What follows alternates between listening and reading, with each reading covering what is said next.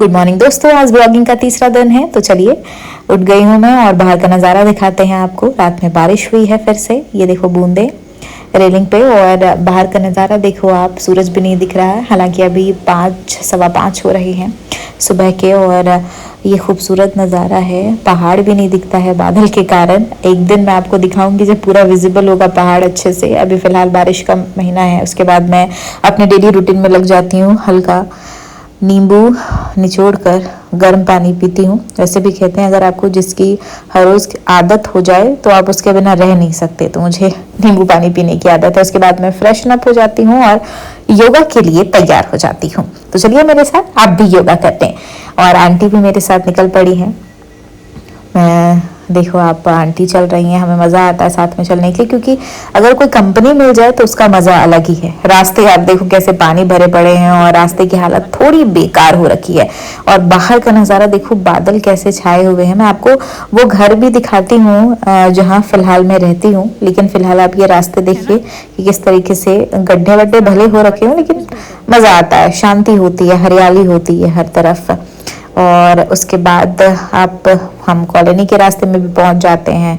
Colony के रास्ते में पहुंचने के बाद थोड़ी ही दूर है योगा क्लास, ज़्यादा दूर नहीं है, यानी कि पैदल चला जा सकता है।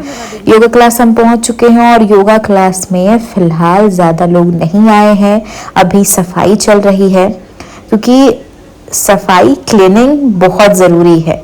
इसके बाद हम योगा के लिए बैठ जाते हैं अपने अपने मैट पे। मेरा फिक्स है ये मैट। और उसके बाद योगा क्लास होता है हमारा, तकरीबन आधा पौन घंटे का। सब आ चुके हैं अपने अपने प्लेस पे। और आज योगा क्लास बहुत ज़्यादा भरा हुआ था, कुछ एक्स्ट्रा लोग भी आए थे, तो सबका योगा अब खत्म हो चुका है। सब रैप अप कर रहे हैं अपने अपने मैट को। मैंने अपने मैट को रख दिया और मैं बाहर निकल गई। बाहर निकलने के बाद मैंने सोचा कि क्यों ना आज स्कूटी से ही जाया जाए, क्योंकि आंटी भी मेरे साथ थी, तो हम लोग स्कूटी से ही निकल गए। उसके बाद मैं बीच रास्ते में रुकी और वहाँ पे मोरिंगा तोड़ने लगी। आपके यहाँ इसे क्या कहते हैं? क्योंकि हम मुनगा साग भी कहते हैं, बहुत फायदेमंद होता है। घर पहुँचने के बाद मैंने वही अपना अंजीर, मुनक्का और किशमिश केसर वाला पानी पिया, मीठा सा। चूँकि मोरिंगा की अगर मैं बात करूँ तो वो बहुत फ़ायदेमंद होता है, डायबिटीज़ वालों के लिए भी कहा जाता है कि बहुत बेस्ट है। और हम मुनगा साग, या फिर आप कैसे भी उसे बना सकते हैं। उसके बाद मैंने सारे सीड्स जो रात में भिगोए थे वो पी और उसे चबा चबा कर खाया। चिया सीड्स को कभी खाली पेट नहीं खाई। उसके बाद नाश्ते की तैयारी होने लगी। नाश्ते में आज पोहा बन रहा था, उसके लिए मूंगफली, प्याज, टमाटर, कड़ी पत्ता, धनिया, मिर्च और नींबू एक तरफ काट के रख दिया। फिर मैंने नहा लिया। नहाने के बाद मैंने अपना स्किन केयर किया। स्किन केयर में वही 2 क्रीम जो मैंने लगाया, एक डॉट एंड की का और एक सीरम। वो लगाने के बाद मुझे बहुत हल्का फील होता है। खास करके सीरम जो है वो मुझे अच्छा लग रहा है।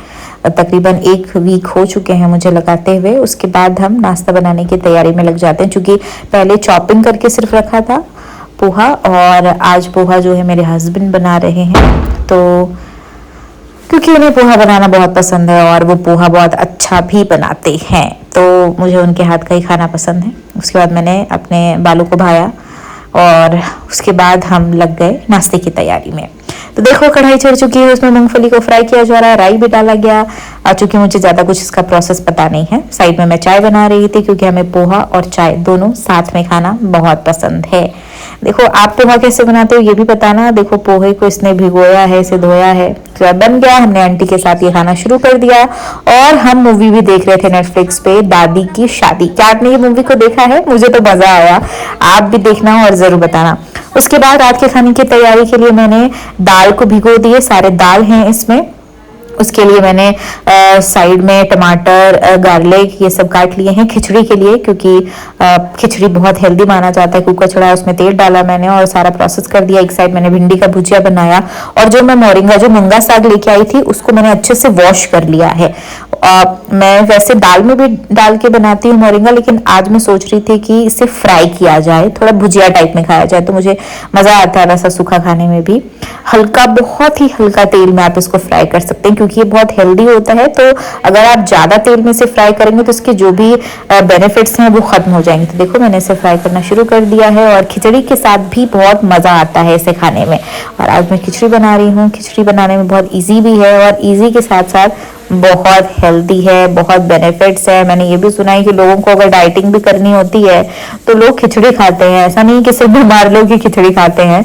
मुझे खिचड़ी खाना पसंद है क्योंकि इसमें सारी दाल एक साथ डाल सकते हो आप। चना दाल हो, मसूर दाल हो, अरहर दाल हो, तूर दाल हो, सब आप डाल सकते हो और हल्का सा चावल, बस उतने में खिचड़ी बन जाता है। देखो सीटी लगाने के बाद कैसे धुआं धुआं हो गया, इसलिए मैंने बंद कर दिया। और ये देखो मैंने हल्का धनिया पत्ता से इसे कर दिया गार्निश और मैं साइड्स में ग्रीन टी भी बनाने लगी। ग्रीन टी पी रही थी मैं बैठ के, बाहर का मजा ले रही थी क्योंकि बाहर का जो वेदर था आज सुबह से ही बहुत ही ज्यादा सुंदर था।